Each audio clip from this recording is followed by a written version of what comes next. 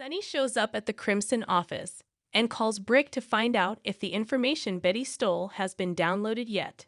Nina arrives, and she assumes something must be wrong for him to be there. But he assures her there isn't. He hangs up and asks if she needs to get back to work. But Nina says she's got nothing important on her to-do list and asks why he's acting weird.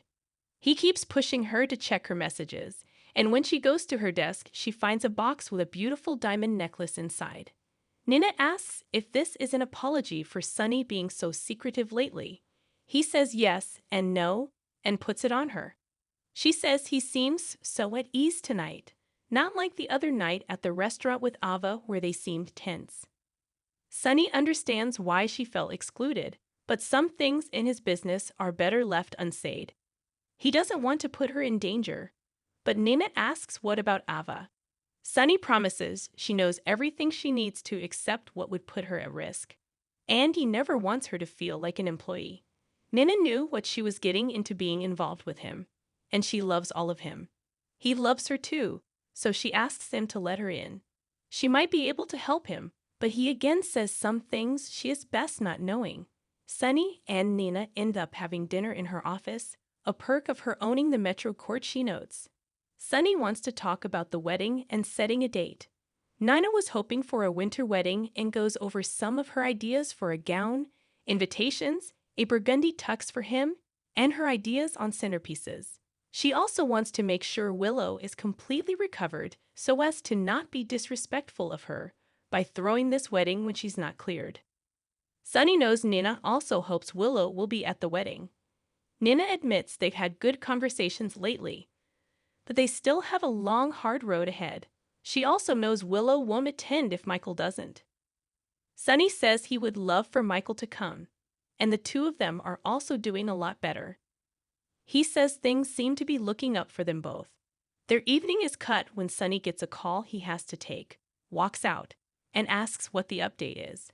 Outside of the deception office, Brooklyn makes calls to confirm something and says she could kill a certain member of her family with her bare hands. At the Metro Court pool, Molly arranges for Alexis to meet the surrogate, Andrea. From a distance, Christina sees them meeting. Alexis spots Christina, who rushes off, and she worries about her other daughter. The women sit down, and Alexis asks Andrea about her life and why she decided to become a surrogate.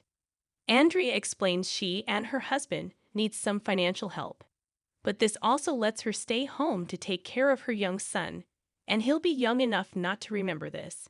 She says one day they will tell him, but for now, it won't mean anything to him. Alexis asks, "What does it mean to you?" Andrea says being a mother is a blessing, and if she can help another woman become a mother while taking care of her own family, it's a win for all of them. Alexis thanks her for the gift she's giving to her daughter. After Andrea takes off, Molly asks Alexis what she thought.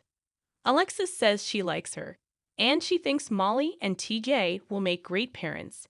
They embrace. At the Quartermains, Tracy and Finn sit down to a game of backgammon.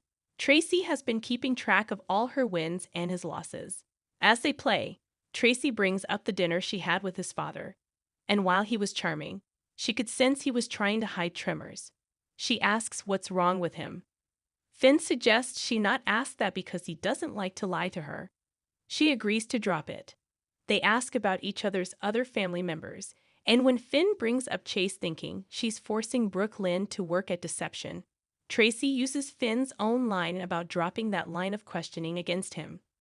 Tracy ends up winning and brags that she's won 48 games to his 29. Now that the game is over, Tracy tries to figure out what they can talk about that's not off limits. Finn brings up Luke, and Tracy says she finds it impossible to wrap her head around the fact that Luke is gone. She says she tries to focus on her good friend and a business project she's involved in. He asks if they can talk about that, but she again says she prefers not to lie to him. Suddenly, Brooklyn enters and declares, "How could you?"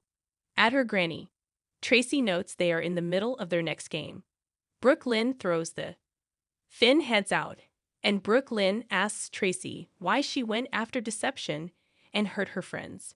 Tracy says there are no friends in business, and besides, Lucy stole the Deceptor from the company she's working with. Brooklyn asks what this is really about and why she's helping some random company get revenge on Lucy.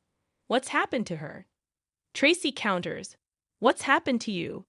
Tracy argues Chase has softened her, and Brooklyn retorts that Luke's death has.